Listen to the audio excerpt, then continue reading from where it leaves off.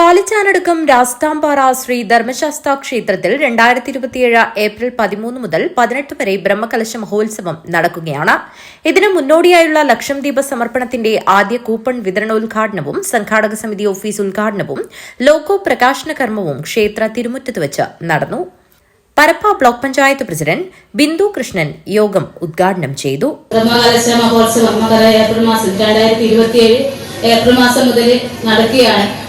ആ ഒരു ബ്രഹ്മകലശം ഉത്സവം ഏറ്റവും നല്ല രീതിയിൽ നമുക്ക് എല്ലാ ആളുകളെയും ചേർത്ത് പിടിച്ചുകൊണ്ട് നമുക്ക് ഈ ഒരു ഉത്സവം നാടിന്റെ തന്നെ ഏറ്റവും നല്ല മഹോത്സവമാക്കി മാറ്റാൻ വേണ്ടി നമുക്ക് തീർച്ചയായും കഴിയും.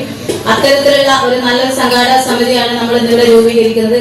പല പരിപാടികളും നമ്മൾ സംഘടിപ്പിച്ചു കഴിഞ്ഞാൽ വളരെ ഭംഗിയായി നമുക്കത് ഏറ്റവും നടത്താൻ വേണ്ടി കഴിയുന്ന ആളുകളാണ് ഇവിടെ ഉള്ളത്.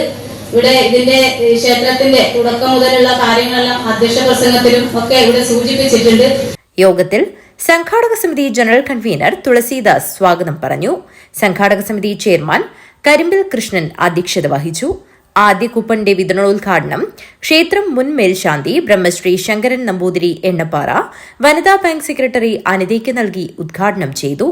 സംഘാടക സമിതി ഓഫീസ് ഉദ്ഘാടനം കോടോംബേളൂർ പഞ്ചായത്ത് പ്രസിഡന്റ് ജയചന്ദ്രൻ ടി നിർവഹിച്ചു. ലോഗോ പ്രകാശനം കോടോംബേളൂർ ഗ്രാമപഞ്ചായത്ത് ആരോഗ്യ വിദ്യാഭ്യാസ സ്റ്റാൻഡിംഗ് കമ്മിറ്റി ചെയർമാൻ ഭൂപേഷ് നിർവഹിച്ചു.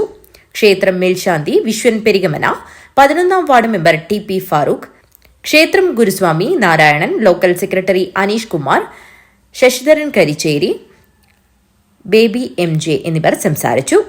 സംഘാടക സമിതി വൈസ് ചെയർമാൻ രാജേന്ദ്രൻ നന്ദി അർപ്പിച്ച് സംസാരിച്ചു. News bureau, Kanhangad.